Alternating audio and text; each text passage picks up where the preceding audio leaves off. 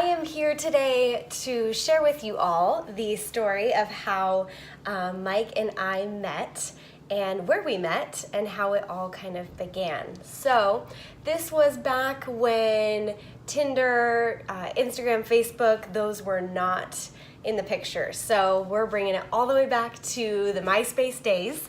So we actually both grew up in a small town in Oregon, and we went to the same high school.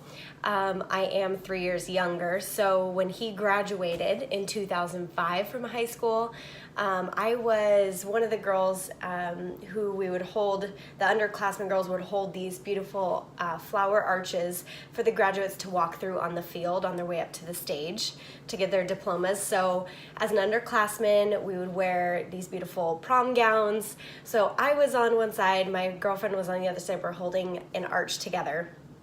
And I remember seeing him walk through my arch, and I knew who he was because he actually had dated a girl who was on my cheer team.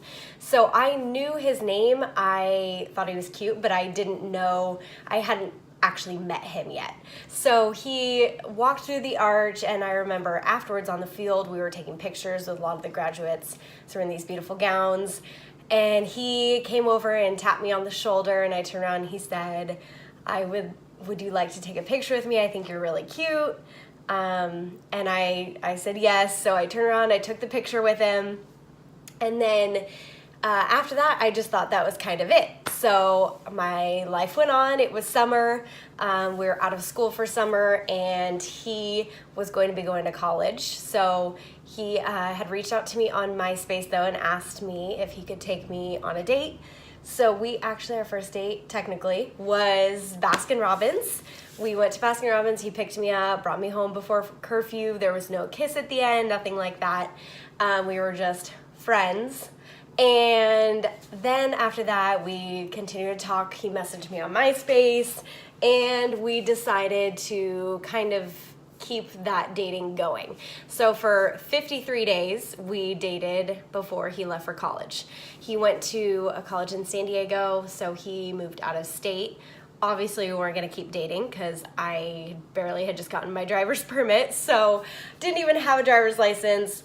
We pretty much just called it off. I was heartbroken, to say the least. I was pretty much this close to being a stage 5 clinger. All of you guys, I'm sure, have been there at some point with somebody in your life. So I was pretty heartbroken over it, being young and not really having any other experience as far as dating goes because I was so young. But then he went to college, and then after that, I would see him. He'd come home for Christmas break and spring break, that kind of thing, and I would see him. And we were friendly. I became really close with his family because his cousin was in my grade, and her and I were really great friends. So anytime he'd come home, I would be there. So even though he was dating, I'm sure at the time I didn't really ask because I didn't want to know at the time. It was just still too hard and, too fresh still for me. So we didn't really talk too much about that kind of stuff when he'd come home. It was just more like, it's great to see you kind of thing. And then I had a really, really serious boyfriend at a really young age, my last year of high school, and we continued to date, and it was very serious, and we lived together. And that was the only time I can remember feeling like Mike wasn't the one for me, or that we wouldn't get back together. So all throughout high school when he'd come home, it kind of left this little spark of hope that maybe at some point there could be something. But then when I started dating this other guy, I was very serious about him, and I kind of cut Mike out. So we still continued to talk, though. I remember, we would text message. That's before really iPhones. I had a Razor flip phone. We would text, but occasionally he would call and chat, but that was pretty much it. It was definitely a friendly kind of thing. And then later on, when I finally ended my relationship with that other guy, I moved to Southern California, and I was actually really excited because I thought, I'll be in LA, Mike's in San Diego, there's a chance. There's still that little sliver of hope. So when I moved, I reached out to him, of course, and he actually had graduated college and was dating somebody very seriously, but he was looking for a job and he actually relocated to Arizona. So I moved to LA, he moves out of the state, and I'm like, it's just not meant to be. Like, we're never gonna get together. That's silly. So would have been cool to like have that story. You know, I moved to California, he's there, we link back up, was my thought process at one point. So I moved to California though, and I had a really great experience. I loved living in LA. I did a lot of fun stuff. I danced. I, took advantage of a lot of opportunities. And that's kind of where my fitness journey began, was in California. So I have no regrets, but he moved to Arizona. We still kept in touch again, like Instagram came along, Facebook came along, so it was easier to keep in touch and know what each other were up to. But he and this other girl ended up breaking up, and I kind of swooped in. I'm not gonna lie, I literally invited myself to Arizona, and I was like, hey, I would love to come for spring training, because spring training is huge here in Arizona and it's a lot of fun. So I told him I'd love to come to a game, and he was, willing to have me out and stay with him. So hadn't seen him in a while. I had briefly seen him over a Thanksgiving break months before. And that was November 2012 or 2011, and then I had March 2012 I had invited myself out. So gosh, this feels like a long time ago. So I came out for the first time in March, and I didn't really know what to expect. I kind of made him work for it a little bit, played a little bit hard to get, and I had bought my own flight out to Arizona, so it's not like he flew me out. I bought my own flight, and I was really excited to see him, but I was a little bit nervous. I kind of was just hoping it would just be a fun weekend. And then I came back to Arizona, and 3 days later, I didn't want to seem really overzealous, so I didn't really text him much when I got home. He reached out to me and asked if he could come visit me in LA. So he flew out to see me like 3 weeks later, and I got us a hotel room, showed him all around LA, went to Malibu. It was an amazing weekend, and then after that, we pretty much started going back and forth, seeing each other.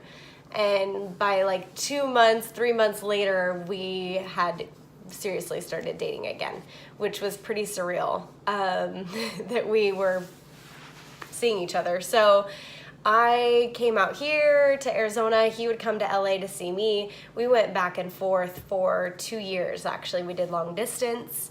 And in there, we did a lot of traveling. I would fly to Arizona. We would go from Phoenix. We'd go to New York, get a red eye to New York. We went to Chicago. We went to Cabo. We did a lot of really fun stuff that made the long distance fun. Of course, it was still work, but it never seemed so terrible. And we tried to go no more than 3 weeks without seeing each other. At one point, I think we went 5 weeks, but other than that, the flight to Phoenix and Burbank is super short. So we were able to, thanks to Southwest, having really cheap flights back then, we were able to go back and forth. So we were very busy because I was in school full-time and working, and he was working full-time at a company here. So it was busy, to say the least, but it was so worth it. We had so much fun. And here we are. It will be 7 years this March, spring training. We just count that whole month of spring training as our anniversary. So March is an amazing month for us, but we will be hitting our 7 years this year in 2019. So yeah, we kind of started off just as friends, but by no means high school sweethearts. A lot of people assume that since I've known him since high school that we've been together this whole time. Not at all. There was a lot of speed bumps and stops and all kinds of turns along the way. So we have a lot of the same friends, though. We know a lot of the same people. When he goes home, I usually go home as well because both of our families are there still. So that's kind of nice to have each other and, know a lot of the same people and background and that kind of thing. I get asked a lot if this is year 7, why we are not married. And I'm just gonna dive right in. So I get asked this weekly, sometimes daily. I feel like there's some weeks where I get a DM from somebody, or I get asked in person at work or whatever it is, or a client asks me, why are you guys married? Why isn't he proposed? What's that about? And I don't know how to tell people and not have them be disappointed or give me like a strange look like you're not normal or you're making that up. I do not want to get married. Mike and I are very much on the same page as far as that goes. If I wanted him to propose, we would talk about it. If that's something that either of us wanted, we always have an open communication, but neither of us really see a point. You know, we don't want to be another statistic, and I honestly just have no desire to have a wedding. I don't like the fuss and the expense and everything that really marriage stands for, I feel like has been muddied. I just feel like it's not what it used to be, and I feel like my parents are still married and so are his, but it's nothing like, I went through a bad childhood thing where my parents divorced and it was ugly and one got custody. Nothing like that, which I'm sure a lot of people have been through and could be why they don't want to get married. But I personally I just have no desire to. I'm not going to go through all that and pay all that money for a huge wedding. It's just not what I want. And people are like, well, what about, do you want to have a ring on your finger? And I could care less. I don't wear hardly any jewelry. That's not a reason to get married. That's not, again, a lot of girls put a lot of focus on that, like, oh my God, look at her ring. Yes, they're beautiful. Yes, it's amazing. I'm always happy for other friends and other people who get married. It's just not what we are choosing to do. So a lot of people have a hard time accepting that. So I always like to be just totally out there and in front of it and just come out and tell people it's not what I want and it's not what he wants either. So I mean, if either of us ever change our minds, we have, again, that open communication, which is super, super important. So if you are with somebody, you've been together a long time, and you're starting to feel like this isn't going the way I want it to go, and it's not resulting in marriage, and you're not okay with that, then you need to have a discussion and maybe part ways. As hard as that may seem to just say, Mike and I both have that understanding. So don't hold the other person back. That's a huge thing. Don't hold the other person back, support them, and whatever they want, you should want as well. You should be on the same page, you should be growing together, and if that's not happening, you definitely need to part ways.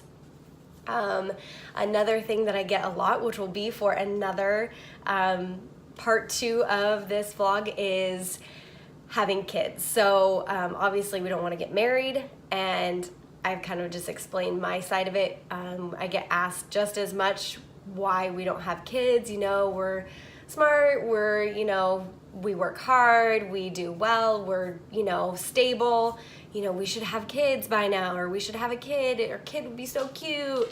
I have no desire to procreate. So I will go over that more in a part 2, but I will not be procreating.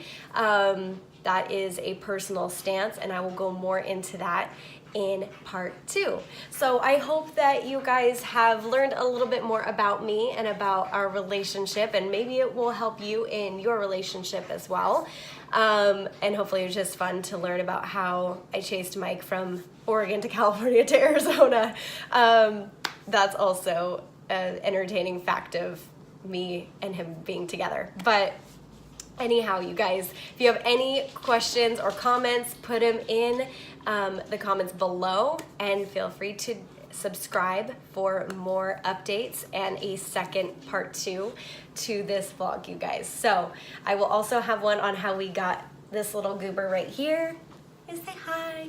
This little goober right here. I'll also have a whole another series on how we got Munchie, and our whole story about how I finally roped Mike into letting us finally get her.